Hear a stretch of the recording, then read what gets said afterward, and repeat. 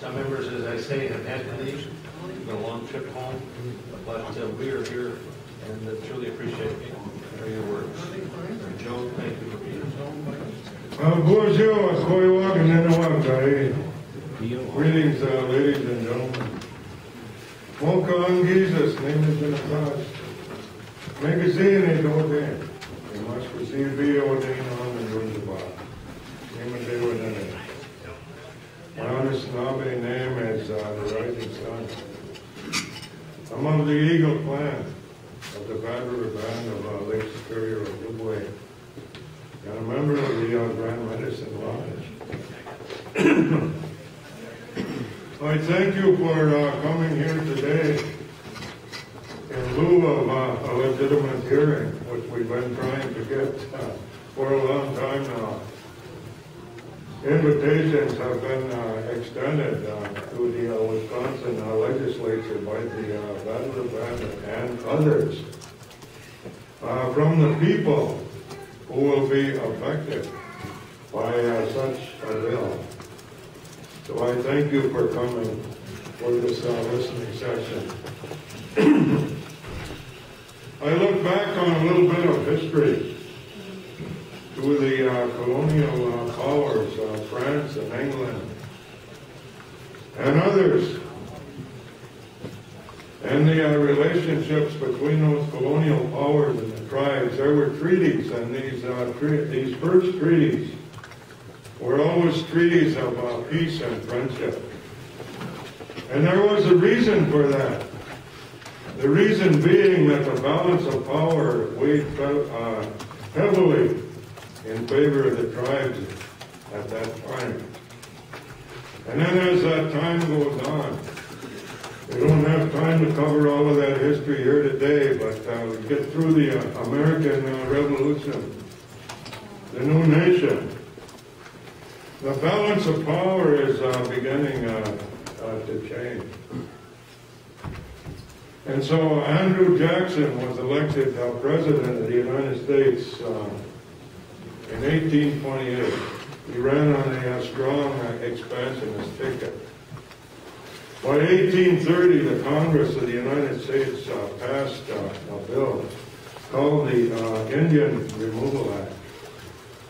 And that set the stage for a whole series of land cession treaties that were to occur. And this was possible now because the balance of power had shifted in favor of the United States. So I think about a chief by the name of Black Hawk, chief of the Ozaki Nation. People very closely related in language and culture to the local Ojibwe, who lived in northern Illinois, that Rock Island area. And that Indian Removal Act gave the President of the United States the authority to forcibly remove any and all tribes residing east of the Mississippi River, and forcibly to remove them to those dry, arid wastelands west of the Mississippi River. It was the Ozaki chief, Black Hawk. Oh, by the way, the Chicago Black Hawk hockey team is named after him. And he refused to remove from his ancestral homelands. He refused to sign any land cession treaties. And so that resulted in a military action with the Illinois militia. Black Hawk, even though he was greatly outnumbered, routed the Illinois militia. So the United States military was called in, and they called that the Black Hawk War. What it resulted in was a systematic slaughter of men, women, and children at that time. And so northern Wisconsin was considered kind of a wasteland at that time. But then the lumber barons the mining interests, commercial fishing interests, and all the other interests began coveting the resources of northern Minnesota, Wisconsin, and Michigan. And so in 1825, representatives from the United States government called the various tribes together at Prairie du Chien, Wisconsin. There had been hostilities between some of them because they had been forced into each other's territory by westward expansion. And so the published agenda there at that time was to reestablish peace between the different warring tribes. But there was also a hidden agenda. They wanted to establish land ownership for the various tribes, which would set the stage for a whole series of land cession treaties. So the first one was our nickname for it was the Lumbermen's Treaty, the Treaty of 1837. And then came the Miners' Treaty, the Treaty of 1842. And then after that came the Treaty of 1854. So I want to talk a little bit about these treaties. In those treaties, the Indian leaders had only two choices. They could enter into a land cession treaty and give up millions of acres of land for pennies on the dollar. And so that resulted in giving up the northern one-third of the state of Wisconsin, most of Upper Peninsula Michigan, and the northeast quarter of the state of Minnesota in those three treaties for pennies on the dollar. The other choice that they had was to go to war with the military might of the United States. And they know what happened to the so-called 5 civilized tribes down in the southeast: the Cherokee, the Chickasaw, the Choctaw, the Creek, the Seminoles. They know what happened there. They know what happened to Blackhawk and his people. And so the leaders came together and they decided to enter into these treaties.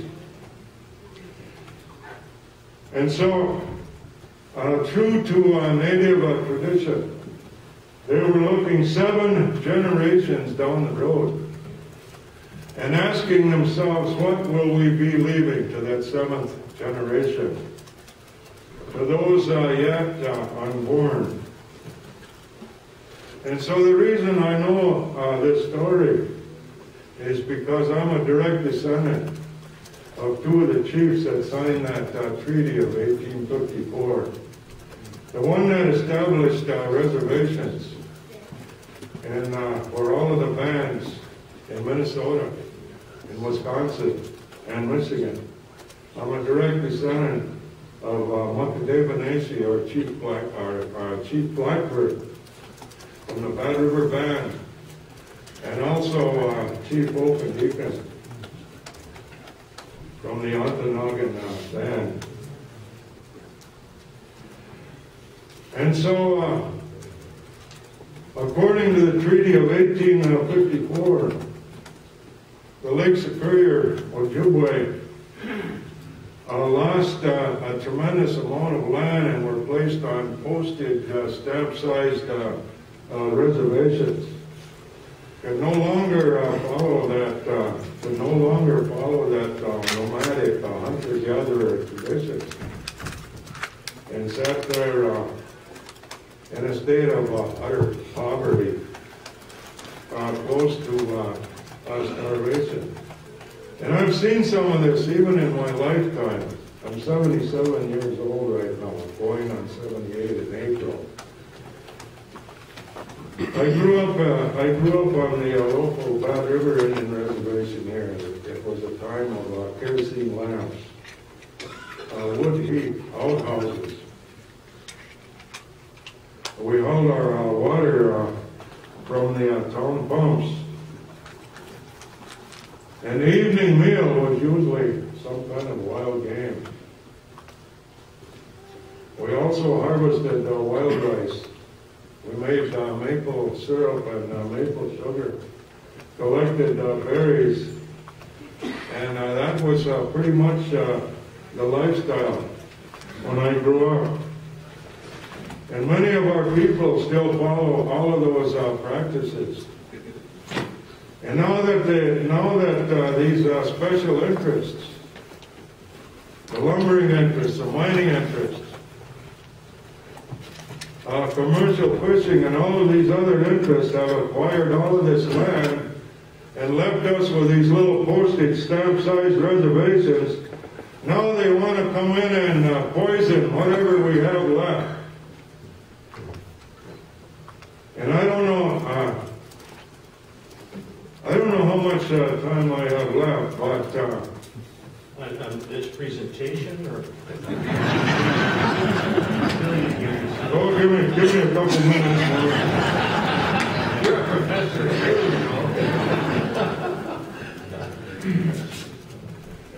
But anyway, these chiefs that signed this treaty were 5 generations back from myself. But 5 generations isn't that long a time. In fact, until my mother and father passed away, there were 5 generations of my family that were living. And so when Chief Blackburn and Chief Candida signed that treaty of 1854, they were looking at my grandson's generation. He was here this morning. He just turned 6 years old. He's a hockey player now. Playing towards Chicago Blackhawks. So anyway, I'm opposed to any legislation that would be different than the legislation that's already on the books. Now, we have a mining moratorium in regard to sulfide mining. And so I can't see why taconite mining should be given any special consideration. Muy good, mío.